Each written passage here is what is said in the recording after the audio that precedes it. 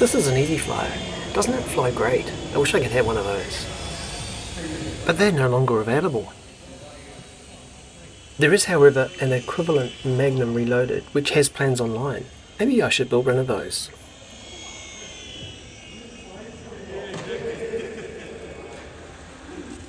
Unobtainable. I'm sure I could build this. I'd love to. Using the technique that I used to build the Bronco recently, I could build the fuselage out of solid polystyrene and the wings out of printing foam. I found these Magnum Reloaded plans online. I made the cardboard templates from this plan and began cutting the fuselage from expanded polystyrene.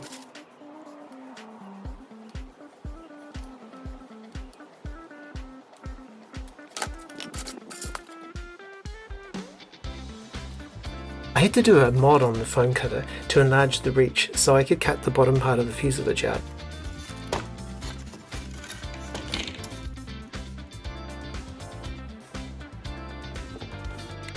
I then cut out the recess for the wing.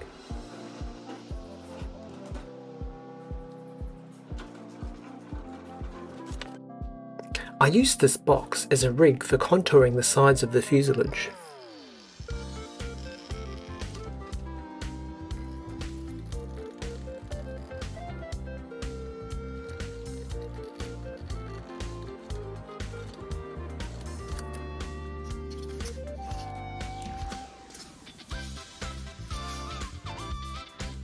My plan is to have a removable wing, which will attach to this removed section from the fuselage.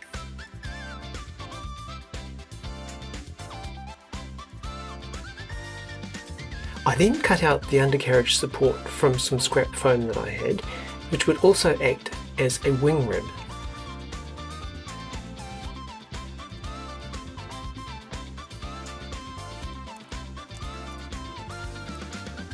I then cut out 4 wing ribs, which would act as reinforcing for the undercarriage as well as the wingtips. Next I cut out the outer wing panels from printing foam as well as the tail sections. The build weight so far with all the components is coming to 23 grams, and with the radio gear that I intend to put it in, the motor and the battery, that brings it to 55 grams. So I might be pushing it with this motor. I might need to use the 1050.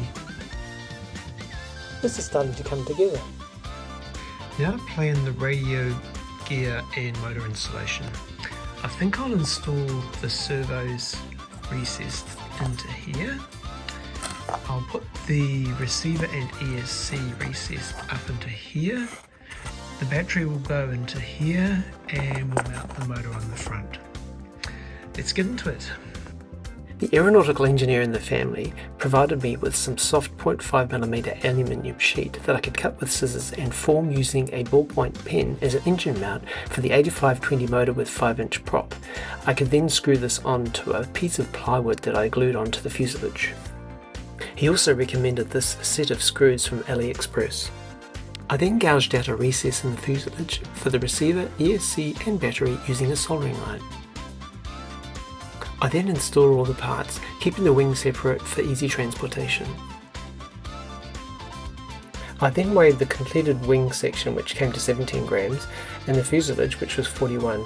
All up weight was around 57 grams. I'm on the train to Waverley Stadium, and I've got my models in my new large carrier box.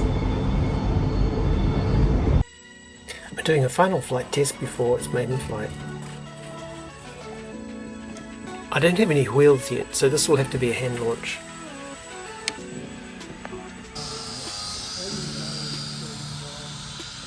Using quite a lot of throttle there, but on my first launch it did fly. I think it's going to need a little bit of nose weight because it's wallowing quite a bit, and it also has a tendency to swoop.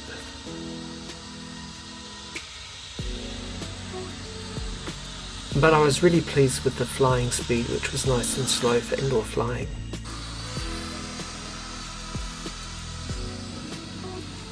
Okay, I've added a little bit of nose weight, but it's still wallowing a little bit.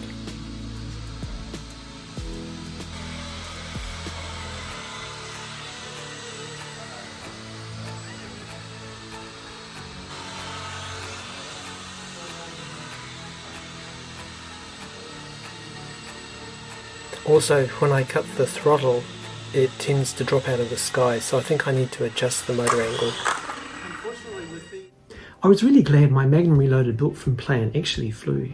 I then set about completing the construction, which would consist of adjusting the motor angle down so it didn't hang on the prop, adding some wheels so I could do takeoffs and landings, and then the finishing touches, putting on a colour scheme. Let's get cracking. I installed the wheels, which I stole from one of my foam flying wings, using piano wire to spread the load between the fuselage and the wings. I did have an issue with some glue seeping through to the right hand side, making that wheel a little bit stiff. This did cause me problems down the track.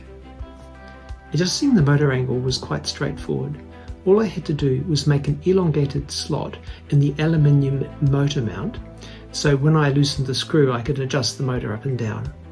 For the colour scheme, I zipped over to Bunnings and bought a couple of 100ml acrylic tubes of paint. This was a bit cheaper than the 10ml hobby shop paint. I chose ultramarine and bright yellow, why not? And I also added some stripes using blue self-adhesive vinyl that I had in my stocks from when I did my Fun Cub makeover. And this is how it came out. All up weight, 63 grams. I was ready to test my Magnum Reloaded, so I headed off to Mullum to do some more test flights. Let's see how that went. That sticking right wheel prevented me from taking off, so I had to be content with a hand launch. But it really sat in the air well. I put this down to the motor angle being pointing down more, so it's not hanging on the prop all the time. It's now flying more like the EasyFlyer in the club.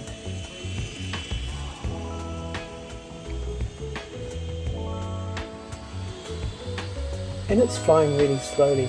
You can see this compared with some of the other planes flying on the stadium today.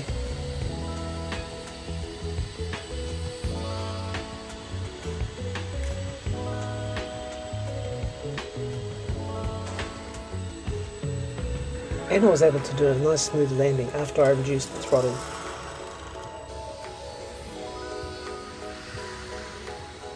There was enough power from the 8520 motor with the 5-inch prop to keep it in the air with about 80% throttle. I'm being buzzed by a Dreamliner here.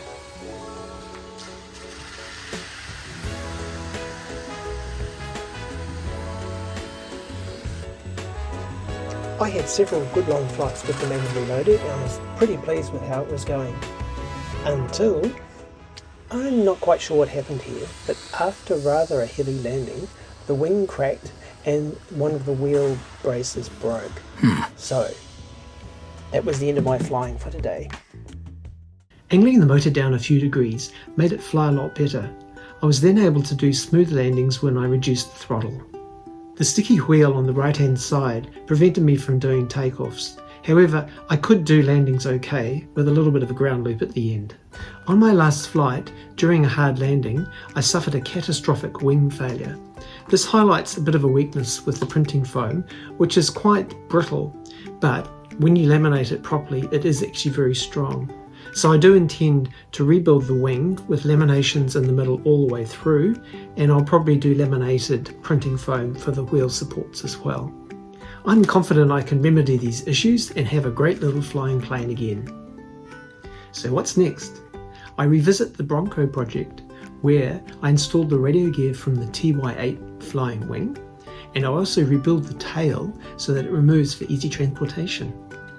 Further down the track, one of my friends in the Indoor Aviation group gave me a P38 Lightning 38cm wingspan foam shell. This is a differential throttle motor with elevator, so I intend to install new radio gear in this and get it flying again. So stay tuned to see how I get on with my next projects. Bye for now.